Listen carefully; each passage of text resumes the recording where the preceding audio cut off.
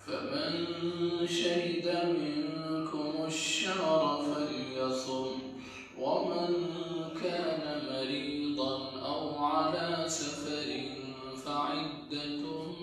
من أيام أخر يريد الله بكم اليسر ولا يريد بكم العسر ولتكملوا العدة ولتكبروا الله على ما هداكم ولعلكم تشكرون وإذا سألك عبادي عني فإني قريب أجيب دعوة الداع إذا دعاني فليستجيبوا لي وليؤمنوا بي لعلهم يرشدون صدق اللہ العلی العظیم۔ آج کے اس درس میں رمضان المبارک کے فضائل اور اس پر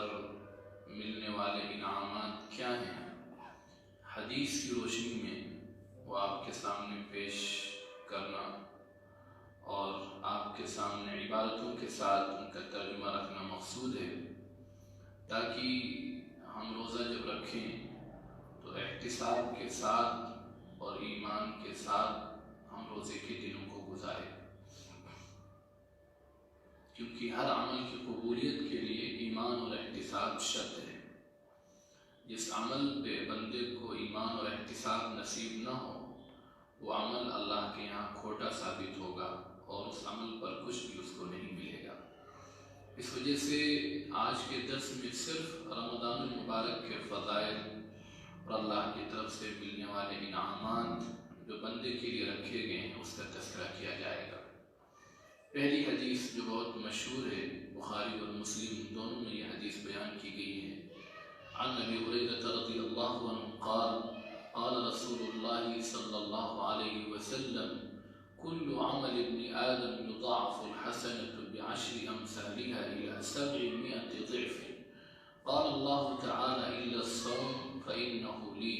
وأنا أجزي به يدع شهوته وطعامه من أجلي للصائم فرحتان فرحة عند فطره وفرحة عند لقاء ربه ولخلوف فم الصائم أطيب عند الله من ريح المسك والصيام جنة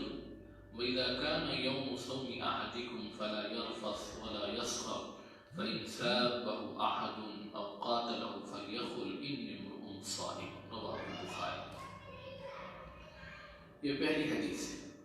اس کا ترجمہ بالکل سادہ اور بہت آسان الفاظ میں یہ ہے کہ حضور اکرم صلی اللہ علیہ وسلم نے رمضان کی برکتوں کا تذکرہ کرتے ہوئے یہ ارشاد فرمایا کہ اللہ کا قانون یہ ہے، خصوصاً اس امت کے ساتھ، کہ اگر کوئی فرد کوئی نیک کام کرتا ہے تو اللہ تعالیٰ اس کے نیک کام کا اجر 10 گنا بڑھا کر دیتے ہیں۔ یہ تو عام اصول ہے، لیکن اگر کسی بندے کے عمل میں خشیت اور اخلاص اور للہیت اور زیادہ ہے تو اللہ تعالیٰ ایک عمل کے بدلے 700 نیکیاں بھی عطا فرماتے ہیں، بلکہ کہیں کہا گیا ہے واللہ یضاعف لمن یشاء، اگر مزید اور تقوی اور للہیت ہے تو اللہ اور بھی بڑھا کر عطا کرتے ہیں۔ یہ عام اصول ہے ہر نیک کام کے بارے میں، لیکن اللہ کا ارشاد ہے کہ روزہ کو میں نے اس قانون سے الگ کر رکھا ہے۔ کیوں؟ الصوم لی، اللہ فرماتے ہیں میرے بندے نے روزہ صرف میرے لیے رکھا ہے، اور بالکل یہ حقیقت ہے کہ آدمی نماز میں تو ریاکاری کر سکتا ہے، صدقے میں بھی ریاکاری کر سکتا ہے، زکوٰۃ میں بھی، حج میں بھی، جتنے بھی کام ہیں سب میں ریاکاری ہو سکتی ہے۔ لیکن روزہ ایک ایسا عمل ہے جو بندہ صرف اپنے رب کے ڈر ہی کی وجہ سے رکھتا ہے، کیونکہ اگر روزے کی حالت میں بہت سی ایسی شکلیں ہوتی ہیں کہ آدمی کو چھپ کر کھا لے پی لے، کسی کو بھی پتہ نہیں ہوگا، لیکن اس کے دل میں ایک یہ یقین ضرور ہوتا ہے کہ کوئی دیکھے نہ دیکھے لیکن میرا رب مجھے دیکھ رہا ہے۔ اس ڈر کی وجہ سے، اس اللہ کے خوف کی وجہ سے، صرف اللہ ہی کو راضی کرنے کے لیے بندہ روزہ رکھتا ہے۔ اس لیے روزے کے بارے میں اللہ تعالیٰ ارشاد فرماتے ہیں کہ میں نے روزے کو اس قانون سے الگ کر رکھا ہے کیونکہ الصوم لی وانا اجزی بہ، میرے بندے نے روزہ صرف میری وجہ سے رکھا ہے، اس لیے روزے کا انعام میں خود عطا کروں گا۔ اور جب وہ رب اور وہ احکم الحاکمین اور سلطان السلاطین رب السماوات والارض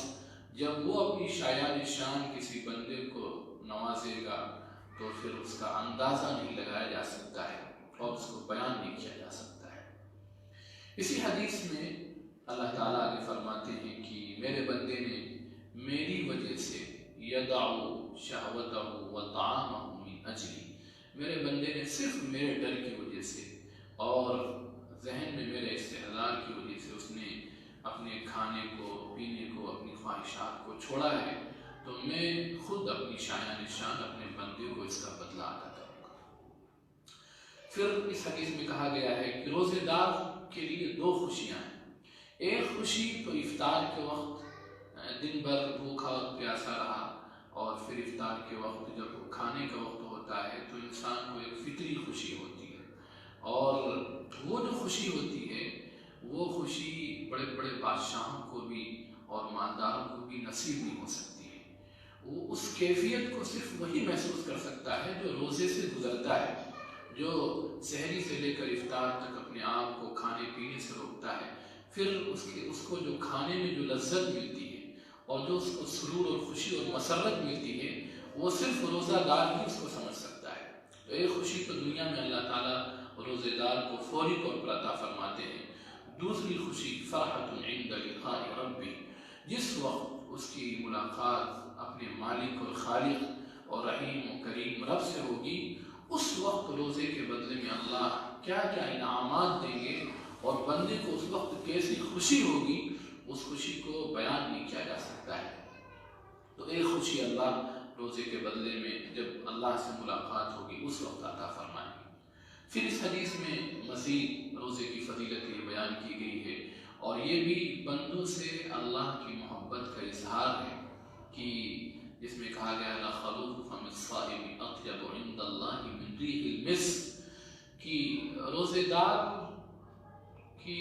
منہ سے جو بو آتی ہے روزہ رکھنے کی وجہ سے، کچھ نہ کھانے اور پینے کی وجہ سے، تو اللہ کے نزدیک وہ بو مشک کی خوشبو سے بھی زیادہ پسندیدہ ہے۔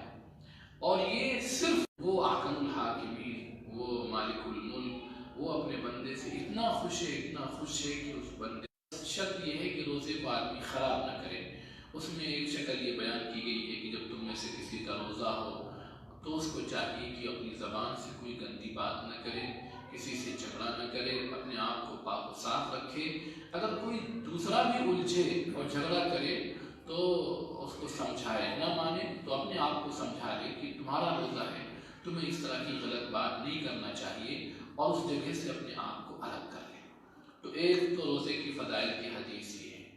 دوسری حدیث حضرت سعد بن سعد رضی اللہ عنہ سے مروی ہے، وہ فرماتے ہیں کہ حضور صلی اللہ علیہ وسلم نے ارشاد فرمایا، یہ بھی بخاری اور مسلم کی روایت ہے، ان فی الجنۃ بابا یقال له الریان يدخل منه الصائمون يوم القيامة لا يدخل منه أحد غيرهم يقال أين الصائمون فيقومون لا يدخل منه أحد غيرهم فإذا دخلوا أغلق فلم يدخل منه أحد۔ کہ اللہ تعالیٰ قیامت کے دن جب روزے دار اللہ کے پاس پہنچیں گے تو اللہ تعالیٰ ان کا ایک خصوصی اکرام کریں گے۔ اور ان کے لیے ایک اسپیشل اور VIP گیٹ لگایا جائے گا. اس گیٹ سے، اس دروازے سے صرف روزے دار ہی داخل ہو سکیں گے، اور آواز لگائی جائے گی این الصائمون، کہاں ہیں میری محبت میں میرے لیے روزہ رکھنے والے. وہ کھڑے ہوں گے اور اس خصوصی گیٹ سے داخل کیے جائیں گے. فرشتے ان پر سلامتی بھیج رہے ہوں گے، اور بہت اعزاز و اکرام کے ساتھ ان کو جب اس گیٹ سے داخل کیا جائے گا، جب سب کے سب روزے دار داخل ہو چکیں گے تو اللہ تعالیٰ اس گیٹ کو بند کر دیں گے. اس سے صرف روزے داروں ہی کی انٹری اور انہی کا داخلہ ہوگا. یہ اس کی ایک دوسری فضیلت ہے روزے دار کے لیے. تیسری فضیلت حدیث پاک کے اندر آتی ہے، یہ بھی بخاری اور مسلم کی روایت ہے. عن ابی ہریرہ رضی اللہ عنہ قال قال رسول اللہ صلی اللہ علیہ وسلم من صام رمضان ایمانا واحتسابا غفر له ما تقدم من ذنبه ومن قام رمضان ایمانا واحتسابا غفر له ما تقدم من ذنبه. کہ جو شخص ایمان اور احتساب کے ساتھ روزے کا اہتمام کرے اور ایمان اور احتساب کے ساتھ رات کی عبادت کا، خصوصاً تراویح، قیام اللیل اور تہجد کا اہتمام کرے، تو اللہ تعالیٰ اس کی برکت سے اس کے پچھلے تمام گناہوں کو معاف فرما دیتے ہیں. اس حدیث میں جو ایک لفظ ایمان اور احتساب دونوں بار آیا ہے، یہ ایک شرعی اصطلاح ہے، ایک دینی اصطلاح ہے، اور اس کا آسان سا مطلب یہ ہوتا ہے کہ ہم جو بھی کام کریں دین کا، ایمان اور احتساب کے ساتھ کریں. اس کا مطلب یہ ہے ایمان اور احتساب کا کہ اس بات پر یقین رکھتے ہوئے کہ یہ میرے لیے میرے اللہ کا حکم ہے،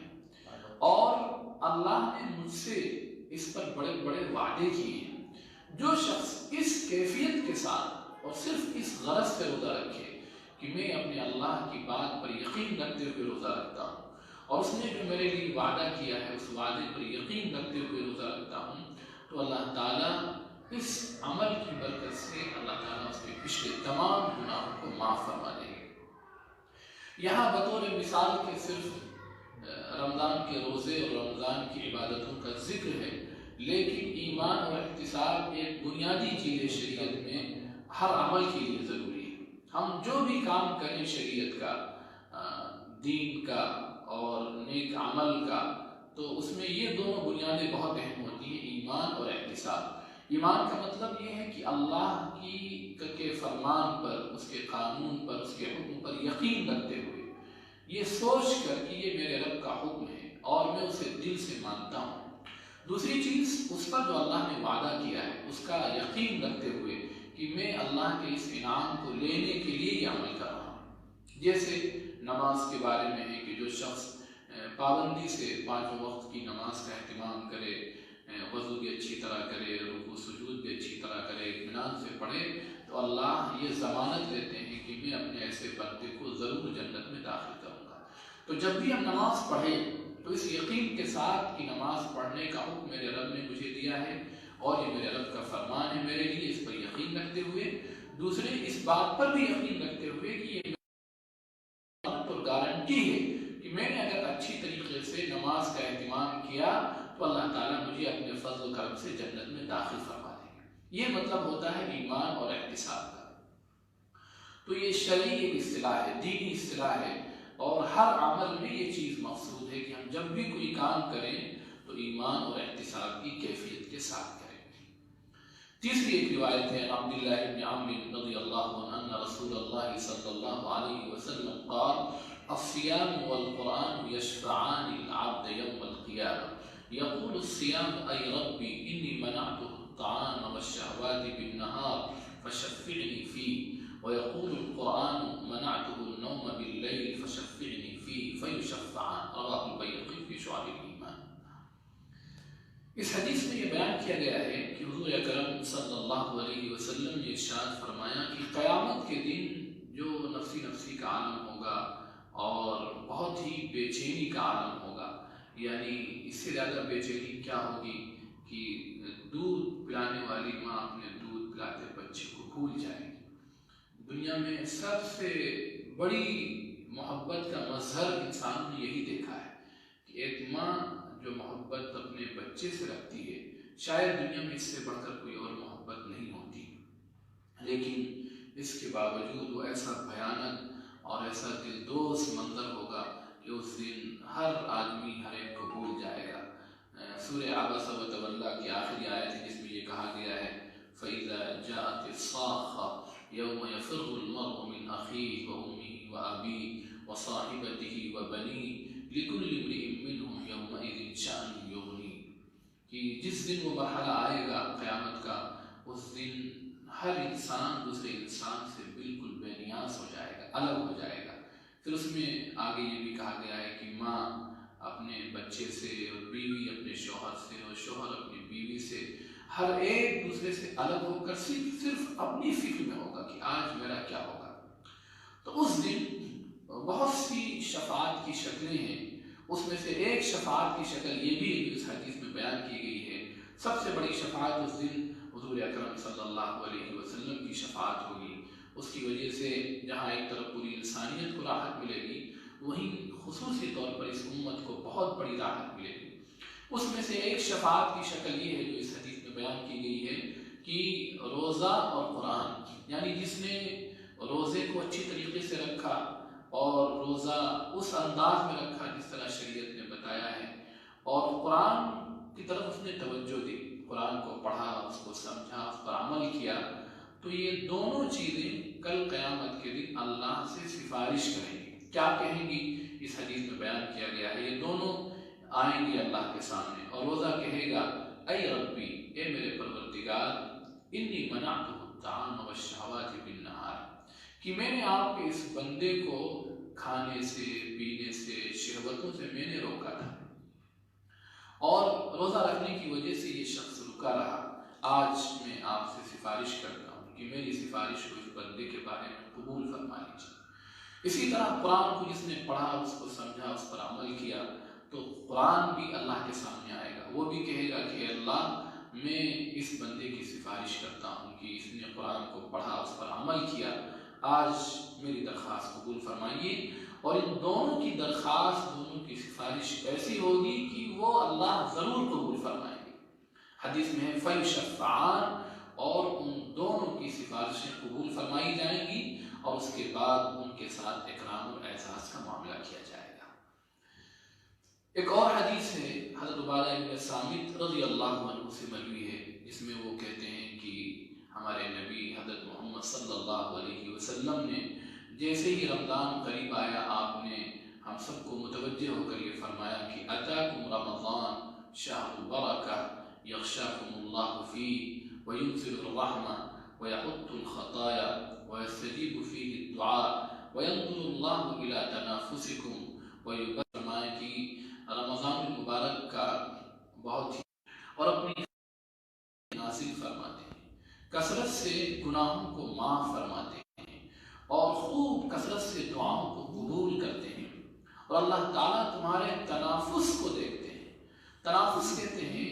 کہ اچھے کاموں میں ایک دوسرے سے کمپٹیشن اور مقابلے پر کام کیا جائے، یعنی گھر میں سب لوگوں کا یہ مزاج ہو کہ ہم آج زیادہ سے زیادہ قرآن پڑھیں گے،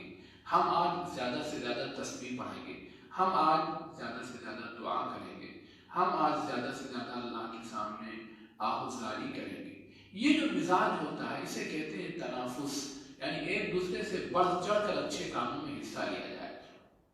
تو اللہ تعالیٰ دیکھتے ہیں کہ کون بندہ اچھے کاموں میں آگے بڑھنے کی کوشش کر رہا ہے، اور پھر جب یہ منظر اللہ دیکھتے ہیں تو اپنے تمام ان فرشتوں کے سامنے جن کی تعداد اللہ کے سوا کوئی نہیں جانتا ہے، ان بے شمار فرشتوں کے سامنے اللہ فخر کرتے ہیں اپنے ان روزے دار نیک بندوں پر، ان سے کہتے ہیں کہ دیکھو یہ میرے بندے کتنے اچھے ہیں، کتنے نیک ہیں، کہ میں نے انہیں حکم دیا اور میرے حکم کی وجہ سے کس طرح یہ نیک کاموں میں آگے بڑھنے کی کوشش کر رہے ہیں۔ پھر آگے حدیث میں کہا گیا ہے، حضور اکرم صلی اللہ علیہ وسلم نے امت کو یہ ہدایت دی کہ اس مہینے میں تم اللہ کے سامنے خوب اپنی نیکیوں کو پیش کرو، جتنے اچھے کام کر سکتے ہو خوب اللہ کے سامنے اپنے نیک کاموں کو پیش کرو۔ اور آخری جو لفظ ہے وہ بہت ہی چونکا دینے والا ہے اور انسان کے بدن کے رونگٹے کھڑے کر دینے والا ہے۔ حضور اکرم صلی اللہ علیہ وسلم نے ارشاد فرمایا کہ جو شخص اتنے اہم اور اتنے بابرکت مہینے میں بھی اللہ کی برکتوں سے محروم ہو جائے تو پھر اس سے بڑا کوئی محروم اور شقی اور بدبخت نہیں۔ کل کے درس میں یہ شکلیں بتائی گئی تھی، کون سی وہ شکلیں ہوتی ہیں، کون سے وہ ریزنز اور اسباب ہوتے ہیں جس کی وجہ سے آدمی اللہ کی اس ماہ مبارک کی برکتوں سے محروم کر دیا جاتا ہے۔ تو ہمیں ہر وقت دھیان رکھنا ہے کہ ہم کسی ایسے کام کی طرف ہرگز نہ جائیں جس کی وجہ سے ہم اللہ کی طرف سے ملنے والی برکتوں سے محروم کر دیے جائیں۔ اسی طرح ایک حدیث اور ہے جس میں اس امت کو خصوصی طور پر کچھ چیزیں دی گئی ہیں جو پہلی امتوں کو نہیں دی گئی، اور اس حدیث میں اس چیز کو بڑی تفصیل سے بیان کیا گیا ہے۔ خاص کر اس میں 5 ایسے اکرام اور اعزاز ہیں، گویا کہ ایسے گفٹ ہیں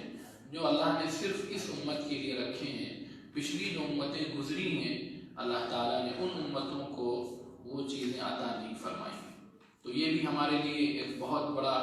گویا کہ امتیاز اور شرف ہے، اور یہ حضور اکرم صلی اللہ علیہ وسلم کا ہم پر بہت بڑا احسان ہے کہ انہوں نے اللہ تعالیٰ کی طرف سے ہمیں ایسے 5 انعامات دلوائے ہیں جو 5 انعامات کسی اور امت کو نہیں دیے گئے ہیں۔ حدیث پاک یہ ہے، حضور صلی اللہ علیہ وسلم نے ارشاد فرمایا کہ اعطیت امتی 5 خصال فی رمضان لم تؤتہن امت قبلہم، کہ 5 خصوصی نعمتیں، 5 خصوصی گفٹ جو صرف اس امت کو دیے گئے ہیں، پچھلی امتوں کو نہیں دیے گئے۔ نمبر 1، پہلا گفٹ، پہلا تحفہ یہ ہے جو ابھی بخاری کی روایت میں بھی بیان کیا جا چکا ہے، لَخَلُوفُ فَمِ الصَّائِمِ أَطْيَبُ عِندَ اللَّهِ مِن رِيحِ الْمِسْكِ، کہ روزے دار کے منہ سے جو بو نکلتی ہے بھوک کی وجہ سے، پیاس کی وجہ سے، اللہ کے نزدیک وہ بو مشک کی خوشبو سے بھی زیادہ پسندیدہ ہے۔ دوسری نعمت، دوسرا اعزاز، دوسرا شرف جو صرف اس امت کو ملا ہے وہ یہ ہے کہ وَتَسْتَغْفِرُ لَهُمُ الْحِيتَانُ حَتَّى يُفْطِرُوا، کہ کائنات کی ساری چیزیں، سمندر کی اور بر کی، خشکی کی، جنگلات کی ساری چیزیں، جو بھی مخلوقات ہیں جن کو ہم جانتے ہیں، جن کو ہم نہیں جانتے، وہ ساری کی ساری مخلوقات، اور پھر اس کے آگے بڑھ کر سمندروں میں جو مخلوقات رہتی ہیں، ظاہر سی بات ہے دنیا کی جو تحقیق ہے، وہ ریسرچ ہے، وہ ابھی بہت کم ہے، اس دنیا کے مقابلے ریسرچ نہیں ہوا ہے۔ پوری دنیا لگی ہوئی ہے، روزانہ نئی نئے انوینشنز اور ڈسکوریز سامنے آ رہی ہیں، کیسے کیسے انکشافات ہوتے جا رہے ہیں۔ سمندر کی دنیا وہ اس بری اور خشکی دنیا کے مقابلے میں بہت بڑی ہے، اور وہاں کی جو مخلوقات ہیں وہ سب کی سب روزے دار کے لیے اللہ سے دعا کرتی ہیں کہ اللہ اس روزے دار کی مغفرت فرما۔ یہ امتیاز، یہ شرف، یہ صرف اس امت کو حاصل ہے، یہ گفٹ، یہ انعام صرف اس امت کو ملا ہے، یہ دوسرا انعام ہے۔ اور اللہ تعالیٰ ہر دن جنت کو سجاتے ہیں اور پھر کہتے ہیں جنت سے خطاب کر کے کہ ثم يقول يوشك عبادي الصالحون ان يلقوا عنهم المؤونة ويصيروا إليه، کہ ان قریب میرے روزے دار نیک بندے اور نیک بندیاں وہ ان قریب تیری طرف آئیں گے، دنیا کی مشقتوں کو، تکلیفوں کو اپنے اوپر سے پھینک کر وہ یہاں لائے جائیں گے، اور پھر جب یہاں آئیں گے تو ان کا میں جس طرح چاہوں گا اپنی شایان شان کا اکرام اور احساس کروں گا۔ یہ چیز جنت کا سجانا اور جنت سے پھر اس طرح کی بات کرنا اور اپنے بندوں کے اس طرح کے مناقب کو جنت کے سامنے پیش کرنا، یہ شرف صرف اس امت کو حاصل ہے۔ چوتھی چیز، چوتھا گفٹ جو اس امت کو دیا گیا ہے، وَتُصَفَّدُ فِيهِ مَرَضَةُ الشَّيْطَانِ فَلَا يَخْلُصُ فِيهِ مَا كَانُوا يَخْلُصُونَ إِلَيْهِ فِي غَيْرِهِ، کہ اللہ تعالیٰ اس مہینے میں سرکش شیاطین کو قید کر کے اور ان کے پیروں میں زنجیریں اور بیڑیاں ڈال کر انہیں سمندروں میں پھینک دیتے ہیں، مقصد کیا ہوتا ہے؟ مقصد یہ ہوتا ہے تاکہ میرے محبوب کی، میری محبوب اور چہیتی امت کے روزوں کو خراب نہ کرے۔ یہ کس درجے اس امت سے محبت کا اظہار ہے اور کتنا اس کے لیے اہتمام کیا جا رہا ہے کہ جیسے ہی روزے کا چاند نکلتا ہے فوراً سارے شیاطین کو، سرکش شیاطین کو قید کر کے اور ان کے پیروں میں بیڑیاں ڈال کر، گلے میں توق ڈال کر انہیں قید کر دیا جاتا ہے۔ اس کا اثر ہے، آپ دیکھتے ہوں گے کہ رمضان میں جو ہمارے محلے کے خراب بگڑے ہوئے لوگ، مسجد میں نہ جانے والے، اللہ کو ناراض کرنے والے، الٹی سیدھی باتیں کرنے والے، لیکن اس ماہ رمضان میں اللہ کی طرف سے جو روحانی اثرات ڈالے جاتے ہیں اور جو شیطانوں کو قید کر کے ان کو سمندر کے حوالے کر دیا جاتا ہے، اسی کا یہ نتیجہ ہوتا ہے کہ معاشرے کے بگڑے ہوئے لوگ بھی مسجدوں میں آنا شروع کر دیتے ہیں، اور وہ بھی بیچارے دعاؤں میں شریک ہوتے ہیں، روزہ رکھتے ہیں اور ذکر و تسبیح میں لگ جاتے ہیں۔ آدمی کو حیرت ہوتی ہے کہ یہ آدمی اپنے پورے سال کبھی مسجد میں نظر نہیں آیا، لیکن رمضان میں اس کی کیفیت بدل جاتی ہے۔ تو یہ سب اس کا اثر ہے، یہ صرف اس امت کو امتیاز و شرف ملا ہے۔ آخری اور پانچواں گفٹ جو اس امت کے لیے اللہ تعالیٰ نے رکھا ہے، وَيُغْفَرُ لَهُمْ فِي آخِرِ اللَّيْلِ، کہ اللہ تعالیٰ جب رمضان کی آخری رات ہوتی ہے تو پوری امت کی ایک طرف سے معافی کا اعلان کر دیتے ہیں۔ اب ظاہر سی بات ہے اس معافی سے